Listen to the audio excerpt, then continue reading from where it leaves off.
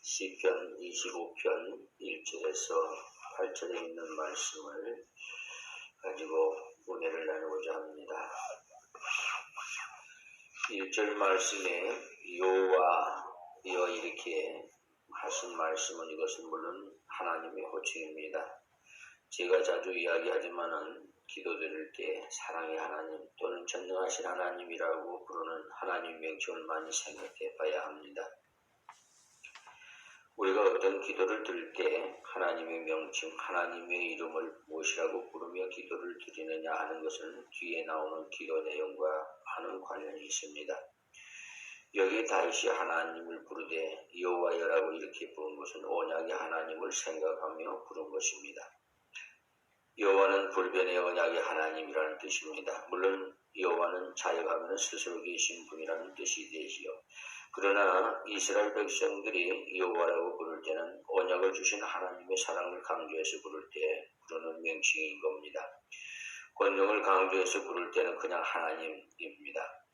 하나님이란 뜻이 전능자란 뜻이기 때문에 하나님이여 하나님이여 이렇게 부르는 것은 하나님의 그 권능에 관해서 더 강조하는 것입니다. 그러나 여호와라는 명칭을 부를 때는 언약 관계를 강조해서 부르는 것입니다. 하나님께서는 자기 백성에게 왜 언약하셨습니까? 극진히 사랑하시기 때문에 언약하신다는 말입니다. 그러면은 본문 1절 여호와여 이 말씀 이어서 나의 영혼이 주를 우러러 보나이다 라고 이렇게 한 것입니다. 그러니 그런 약속의 하나님이 은혜의 하나님이신 것을 말씀을 통해서 바르게 깨닫는 사람은 자신이 공부할 때, 죄악을 깨달았을 때, 어려울 때 그분을 정말 먼저 바라보게 된다는 말입니다. 그런 것이 32편에도 잘 나와 있습니다. 한번 찾아보시면 좋겠습니다. 32편 5절에 내가 이르기를 내 허물을 여호와께 자복하리라 하고 주께 내 죄를 아뢰고 내 죄악을 숨기지 아니하였더니 곧 주께서 내 죄의 악을 사하셨나이다. 이렇게 말씀했습니다. 죄를 숨기지 않고 자백하였더니 죄의 악을 깨끗이 사하셨다고 했습니다. 얼마나 놀라운 말씀입니까? 그런데 6절에서는 그것을 바르게 적용하는 내용이 나옵니다. 6절에 이로 인하여 라고 했어요. 이 말이 무슨 뜻이냐? 죄를 자복하고 죄를 숨기지 아니하면 주께서 내 죄의 악을 사하여 주시는 진리를 알기 때문이라는 말씀입니다. 하나님의 사죄의 정이 있기 때문에 이로 인해서 무릇 경건한 자는 라고 했는데 여기서 경건한 자란 말은 하나님을 바로 아는 자라는 말입니다. 하나님의 은혜가 많으셔서 죄를 숨기지 않고 자백하는 자를 사하시는 하나님으로 바로 아는 사람은 주를 만날 기회를 타서 주께 기도할지라고 했습니다. 이런 사람은 기회를 만들어서 주를 얼른 만난다고 했어요. 그런데 주를 만날 기회가 언제냐? 주를 옆에 이자라고 쓰였죠. 저 밑에 내려가면 이자 주석을 보면 죄를 깨달을 때라고 했습니다. 지혜를 깨달을 때가 주를 만날 때입니다. 할렐루야. 우리가 흔히 잘못 생각하면 좋은 일을 했을 때가 주를 만날 때라고 생각하기가 쉽습니다. 그러나 성경은 주를 만날 때가 언제냐? 경건한 자는 하나님을 바로 깨달은 사람은 주를 만날 때가 지혜를 깨달을 때인 줄 안다는 것입니다. 자기의 부족과 죄를 깨달았을 때 그것을 해결하실 주께 나아갈 때인 줄 안다는 겁니다. 나가서는 무엇을 합니까? 주께 기도할지라 진실로 홍수가 범람할지라도 죄에게 미치지 못하리라 했습니다.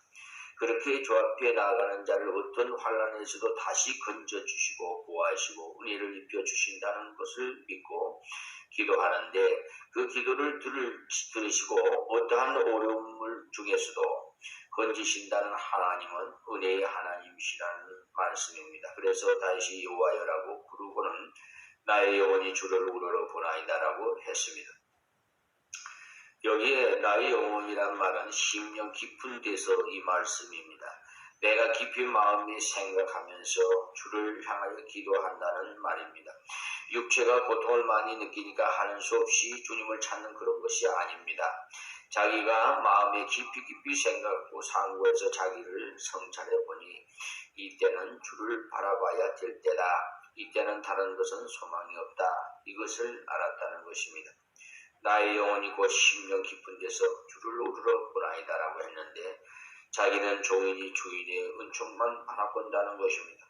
그 주인이 사랑이 많으시니 나의 주인이 되신 여호와의 약속만 바라보고 강구한다는 말씀입니다. 그런데 여기 우러러 보나이다 이 말이 히브리 원어로는 내 영혼이 당신께로 쳐들었나이다 이런 뜻입니다. 그러니까 우리말로 그냥 우러러 보나이다라고 했는데 좀 점잖하게 표현이 되었습니다. 우리말 번역하는 분들은 우리나라는 동양예지국이 되다 보니까 하나님 앞에서는 우러러라고 해놔야 좀 멋이 있어 싶어서 그렇게 해놨는데 직역을 하면은 당신께로 내 머리를 쳐들었나이다 이렇게 번역해야 합니다. 너무 간절해서 주인을 향하여 머리를 번쩍 쳐들었다는 것입니다. 그러니 이 말은 다른 것 가지고는 도저히 안 되겠고 주인이시여 당신밖에는 나를 돌아볼 분이 없나이다 이 말입니다. 당신이 나의 주인이니까 내가 이렇게 잘못되어도 내가 이렇게 부족해도 나는 그저 주를 바라볼 뿐입니다. 다른 데는 바라보았자 도와줄 분도 아무도 없고 하니 그것을 강조해 쓴 겁니다. 그래서 우러러 보나이다 라고 했습니다. 여기와 똑같은 성격의 내용들이 이사야에서도 있으니까 이럴 때 한번 찾아와 보시기 바랍니다. 주를 앙모하는 자는 독수리같이 올라가는 은혜를 주신다는 말씀이 이런 상황에서 나온 겁니다. 이사야 40장 29절에 피곤한 자에게는 능력을 주시고 무능한 자에게는 힘을 더하시나니 그래서 하나님은 자기의 피곤을 아는 사람에게 능력을 주신다는 말입니다. 자기의 무능을 인정하는 자에게 힘을 주신다는 말입니다. 그것은 그럴 때 믿음으로 구하기 때문에 주여 나는 참으로 피곤하나이다. 이렇게 자기의 피곤을 인정하는 사람, 그 사람에게 하나님께서 능력을 주시고 주여 나는 아무것도 나의 능력으로 할 수가 없나이다. 이렇게 자기의 무능을 아는 자에게 힘을 더하신다고 했습니다. 그리고 30절에 보면 소년이라도 피곤하며 곤비하며 여기에서도 소년이라도라고 했는데 우리가 생각하는 보통 소년이라고 하면 12살이나 13살이나 이렇게 생각하기가 쉬운데 여기에 소년이라는 말은 보통 20살 정도를 말합니다. 그리고 이어서 나오는 장정이라고 하는 것은 40살 정도를 말합니다. 그러니까 아무 힘이 없는 청년기의 사람들 말합니다. 소년이라도 피곤하여 곤비하며라고 한 것을 보십시오. 팔팔한 청년이라도 하나님이 능력 주시지 않으면 의를 행하는데 별 수 없다는 말. 그리고 아주 힘이 있고 경험이 있는 장정이라도 넘어지며 자빠지리라고 했습니다. 장정쯤 되면 잘 자빠지지 않을 것 같은데 넘어지며 자빠진다는 말. 무슨 말이냐면 나는 장정이다, 나는 소년이다 이렇게 하며 자기를 의지하는 자가 넘어진다는 말. 소년일지라도 주여 나는 부족하나이다 라고 깨닫는 사람이 넘어지지 않습니다. 나는 경험이 있다 이런 소리 하면 실패합니다. 그때부터 하나님 능력이 나타나지 않아요. 인간의 능력이 나타나는 것입니다. 그러니 인간은 아무리 건강한 자라도 지속적인 능력이 없습니다. 그래서 31절에 오직이라고 했어요. 오직 길밖에 없다 이 말입니다. 여호와를 앙망하는 자는 믿음으로 하나님을 바라보는 사람을 말합니다. 그런 사람이 바로 오늘의 본문에 나오는 쳐들었나이다, 우러러 보나이다 라고 말씀하는 자와 똑같은 심정을 가지고 자기를 표현하는 말씀입니다. 그러니 앙망은 믿음으로 바라본다는 것. 주인님이여 당신밖에 나를 도와줄 자 없나이다 라는 태도로 하나님을 믿음으로 바라보는 겁니다. 오직 여호와를 약속의 하나님을 믿음으로 바라보는 자에게 새 힘을 얻으리니 독수리 날개치며 올라감 같을 것이요. 이 독수리는 어느 날개치며 올라갑니까? 언제? 그러니까 바람이 많이 불고 비가 사납게 내릴 그때 오히려 날개치며 창공을 가르며 올라간다는 말. 다른 새들이 모두 날개를 접고 둥지에 들어앉는 폭풍이 있을 때 독수리는 그 바람을 이용해서 창공을 나릅니다. 그러니 인간으로 말하면 모두 다 실망하고 실패할 때도 하나님을 진정 바라보면 실패하지 않고 그 역경을 박차고 나갈 수 있다는 겁니다. 폭풍 같은 역경을 믿음으로 박차고 나갈 수 있는 그런 능력을 얻는다는 겁니다. 그리고는 다른 박질을 하여도 곤비치 아니하겠고 걸어가도 피곤치 아니하리로다. 그래 뛰어가도 곤비치 아니하고 걸어가도 피곤치 아니하다고 해서 그러니 걸어가는 것은 좀 오래 가는 것이기 때문에 피곤이라는 용어를 쓰는 것입니다. 하나님께서 은혜 주실 때 뛰어갈 수 있는 순발력도 주시고 지속할 수 있는 능력도 주신다는 것입니다. 그리고 우리가 약하다고 여길 때 그때 우리는 낭망할 것이 아니라 참 나의 주인 되신 나의 생명을 건져주신 나를 구원해주신 그분을 바라보면서 그분 앞에 나아가자 이 말입니다. 또 이사야 45장 22절에도 악망에 대한 유명한 요절입니다. 이 45장 22절입니다. 이사야 땅 끝에 모든 백성아 한데 이건 무슨 말씀이냐면 네가 어디 있든지 관계가 없다는 말씀입니다. 땅 끝에 모든 백성아 네가 저 땅 끝에 가 있어도 나만 의지하면 괜찮다는 말씀입니다. 하나님은 전능하시고 하나님은 무소부지하시니까 장소의 원근이 문제가 아니에요. 땅 끝에 모든 백성아 나를 악망하라 그랬습니다. 장소를 생각지 말고 어느 민족이냐에 그런 신경을 쓰지 말고 전능하시고 은혜로우신 하나님을 믿음으로 바라보라는 그리하면 구원을 얻으리라고 해서 나는 하나님이라 이 말은 나는 전능자라는 말씀. 다른 이가 없음이니라. 그 전능자 나 외에 다른 이가 없다는 말. 그러니 너는 나만 믿음으로 바라봐라. 그러면 네가 땅 끝에 있을지라도 문제가 없다는 말입니다. 이렇게 하나님께서 우리에게 큰 역경 때에 실패했을 때 넘어졌을 때 전능하신 하나님을 믿음으로 바라볼 것을 성경 곳곳에 우리에게 명령하셨습니다. 그래서 악망하라고 했습니다. 실패한 것을 깨닫는 자에게 주신 강력한 하나님의 당부입니다. 그러니 다윗이야말로 정말 이런 성경적인 믿음을 바로 가진 사람이란 말입니다.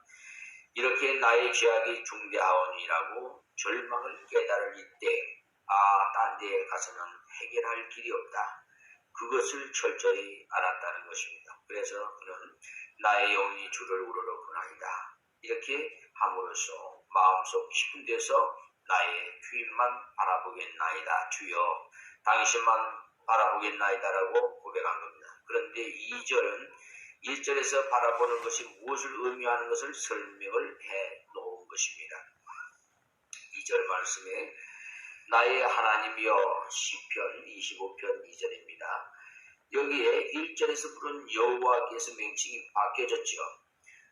나의 하나님이여라는 것은 나의 전능자시여라는 말씀. 자신이 바라보는 분이 전능자시니 내가 죽기에 의지하였사오니 라고 한 것입니다. 그 1절에서 우러러 본다고 했는데 그 우러러 보는 것이 뭐냐 하면 믿음을 가지고 하나님을 생각한다는 겁니다. 다윗은 하나님을 믿는데 무엇을 믿습니까? 당신의 전능하심을 믿는다는 겁니다. 그래서 나의 전능자시여 라고 부른 겁니다. 그런데 여기서 내가라고 한 것은 자신의 하나님과 개인적 관계를 강조합니다. 그래서 우리 하나님이시여라고 하지 아니하고 나의 하나님이시여라고 했습니다.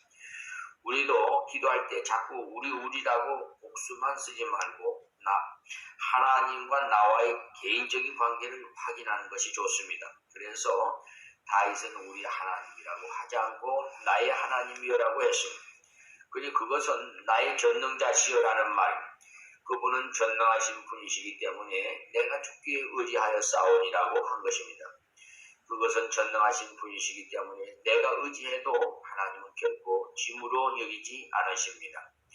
우리 육신의 부모님 같으면 아이가 와서 갑자기 매달리면 어떨 때 옆으로 쓰러져 넘어집니다.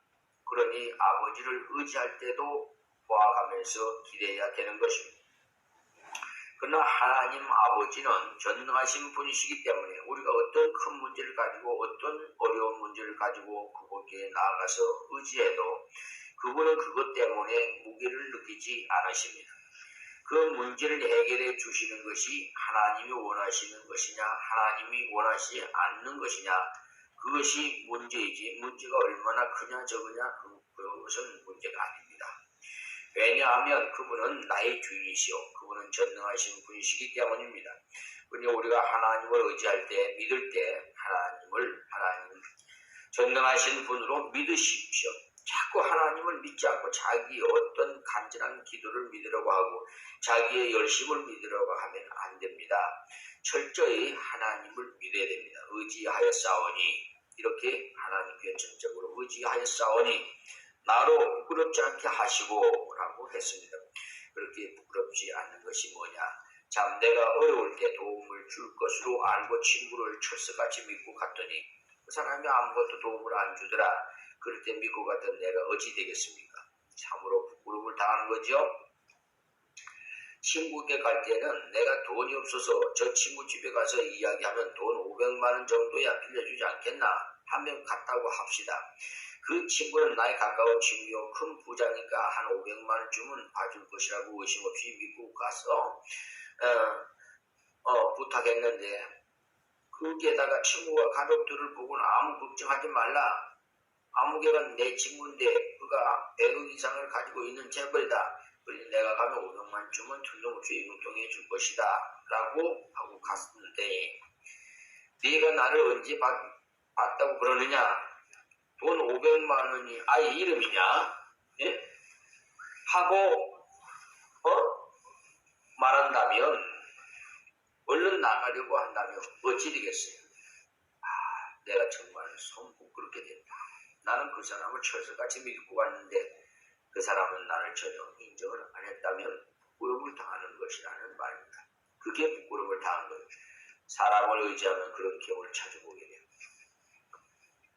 저도 그런 일이 현재 당하고 있습니다. 우리가 하나님을 의지할 때 하나님은 정말 자기를 순수하게 의지하는 자를 부끄럽게 하지 않으십니다. 그런데 우리가 안전하게 하려고 두 다리를 걸쳐서 문제가 됩니다. 하나님 두 마음을 품지 말라고 하셨는데 우리는 조금만 어려우면 두 마음을 품어서 문제입니다. 하나님께 기도도 좀 하고 그 다음에 내가 또 수단도 좀 부려야 되겠다. 이렇게 생각하니까 하나님의 능력을 체험할 수가 없습니다.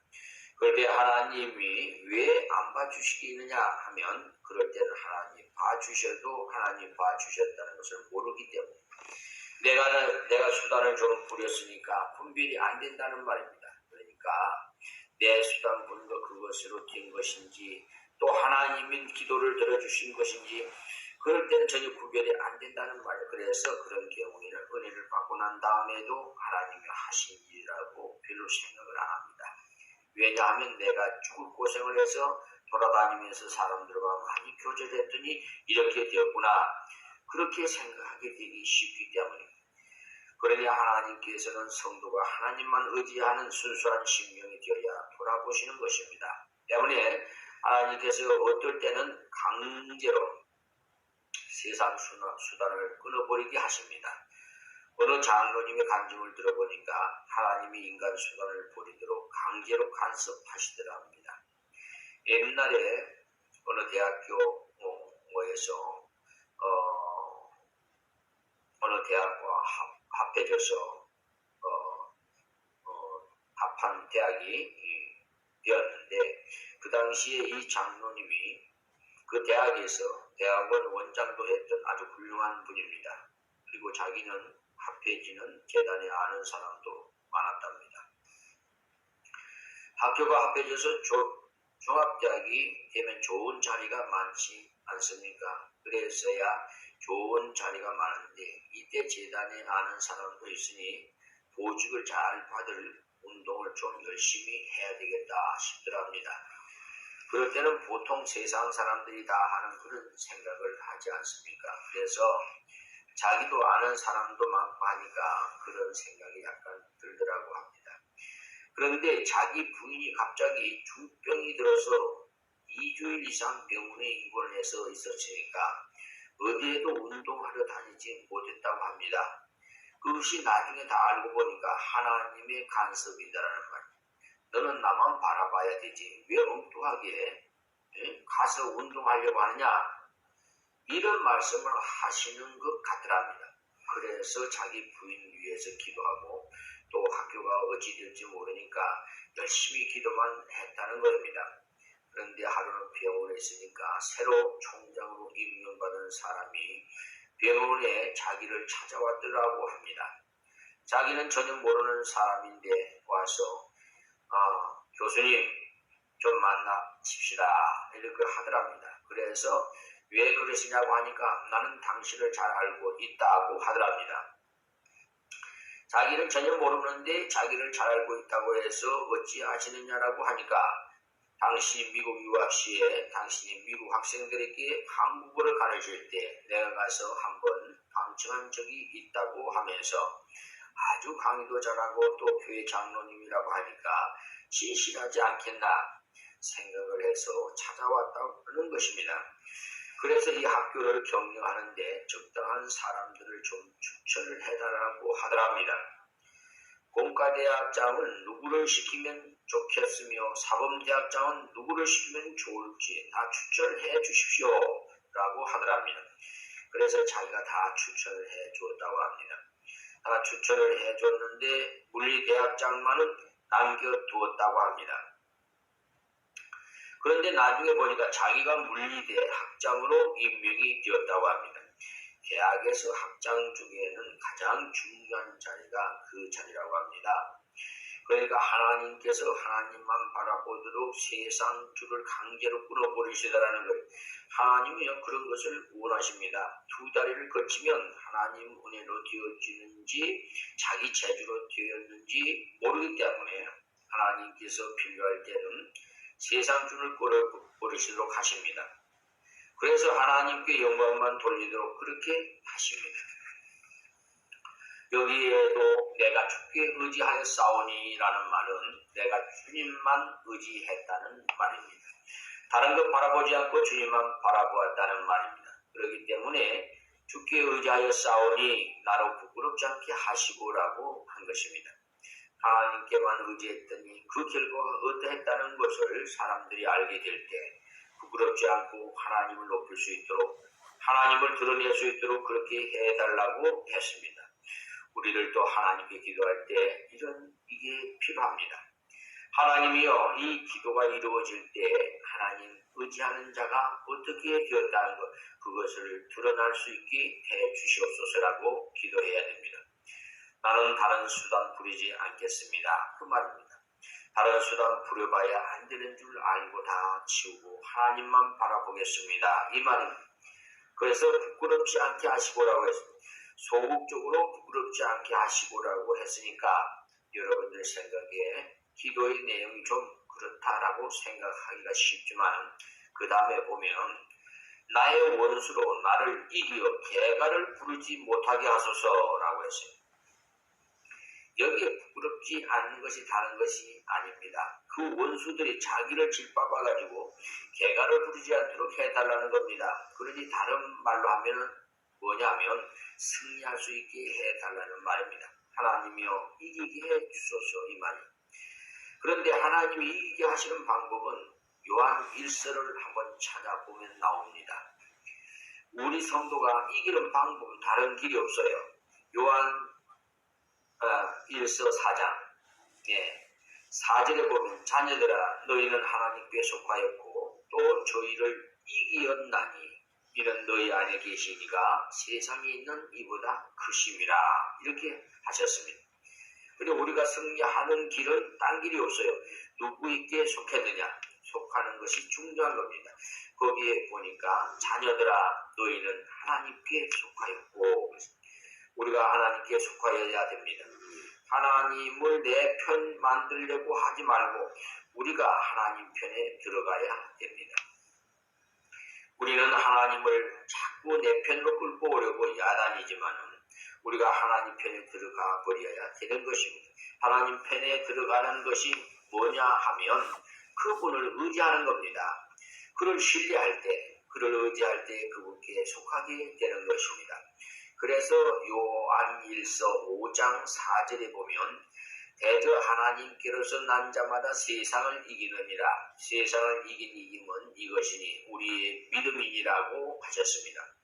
그리고 이어서 5장 5절에 보면 예수께서 하나님의 아들이심을 믿는 자가 아니면 세상을 이기는 자가 누구뇨? 라고 이렇게 승리의 길은 예수님을 하나님의 아들이심을 믿는 자가 될 때라는 말입니다.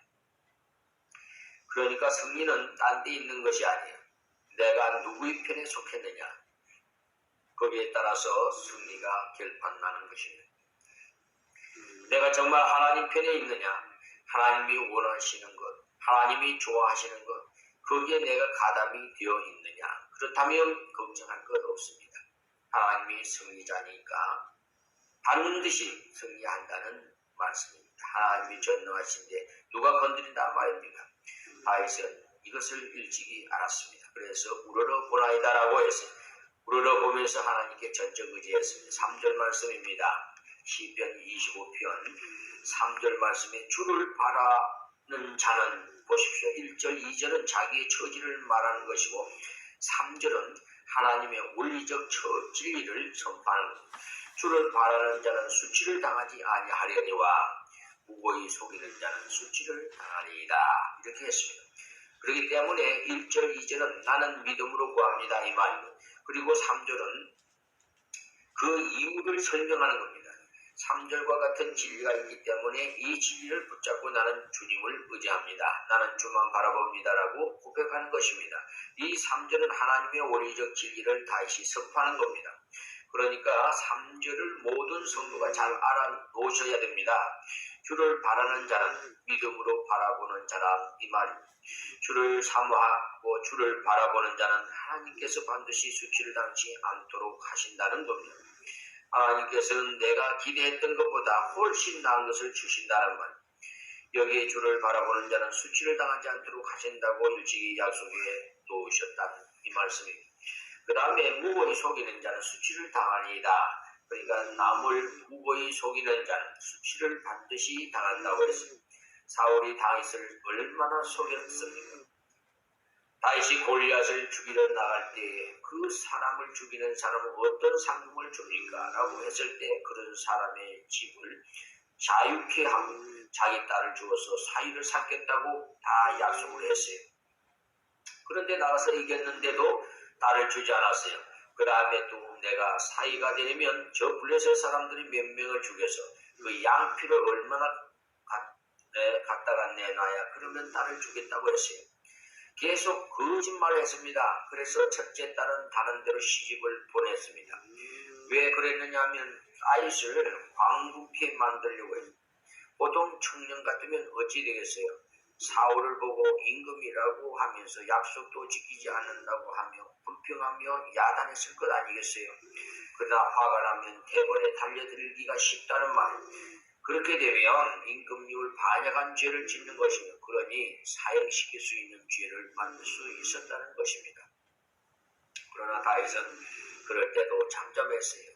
그러나 사울의 둘째 딸은 다윗을 사랑하니 할 수 없이 다윗에게 주었습니다. 그러니까 사울같이 무고히 속이는 자는 결국은 수치를 당했어요. 사울이 정말 완전히 수치를 당했죠. 왜? 그런 하나님 없이 생각했기 때문에. 무고히 속였다. 그 자체가 뭐예요? 하나님 없이 살았다는 말. 전지하신 하나님을 믿지 않았다는 말이에요. 하나님을 바라보지 않았다는 말이에요. 그래서 사울은 무고히 사람을 속였습니다. 그런데 그때도 다윗은 하나님을 바라봄으로써 잠잠히 참았습니다. 그래서 더 나은 결과를 얻었습니다. 다윗이야말로 정말 귀한 믿음을 가졌습니다. 우리도 이 3절의 말씀을 주를 바라는 자는 수치를 당하지 아니하려니와라는 이 말씀을 굳게 믿고 무슨 일이 있어도 하나님만을 바라보고 걸어갑시다. 이 말씀은 하나님의 말씀입니다. 하나님의 선언입니다. 그러니까 우리도 어려움이 있을 때, 고난이 있을 때, 문제가 있을 때, 내가 넘어졌을 때 주를 바라보자. 그리고 승리는 하나님께 속해야 되는 것이지 다른 길이 없다는 말. 내가 하나님 원하시는 것을 해드리면 하나님 원하시는 대로 걸어가면 하나님 원하시는 대로 믿음으로 살면 결국은 틀림없이 승리를 주십니다. 1절에서 3절까지에서 주를 우러러 보는 자에게 하나님께서 수치를 당하지 않게 하실 뿐 아니라 놀라운 이김을 주신다는 진리를 선포하는 내용입니다. 다음 시편 25편 4절 말씀에 여호와여라고 했습니다. 보십시오. 앞에 1절에서는 여호와여라고 한 번 불렀죠. 여기서 또다시 여호와를